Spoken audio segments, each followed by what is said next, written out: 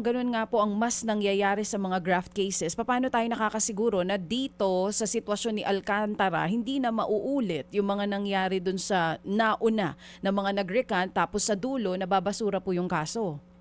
But maganda yung ginagawa ng media. This is where crucial ang role ninyo.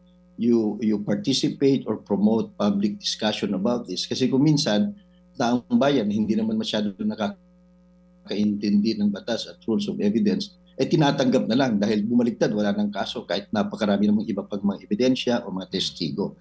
So it is important na pinag-uusapan ninyo ito. Pangalawa, there should be pressure to the prosecutors na kung itong isang witness na malayang nagsabi noon ng sinasabi niyang totoo, very detailed ito, written and testimonial under oath, biglang babaliktad, di ba dapat kakasuhan siya ng perjury?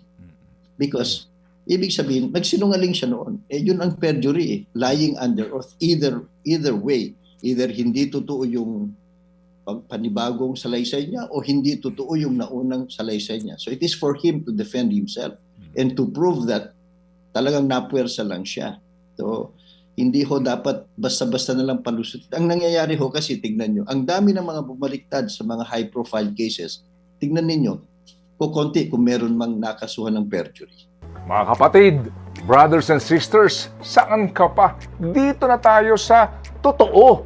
Dito na tayo sa True FM. Mga kapatid, mag-subscribe and follow po kayo sa social media accounts ng True Network PH. Yan po kami. Hanapin nyo lang True Network PH, Facebook, Instagram, YouTube, TikTok, and podcast.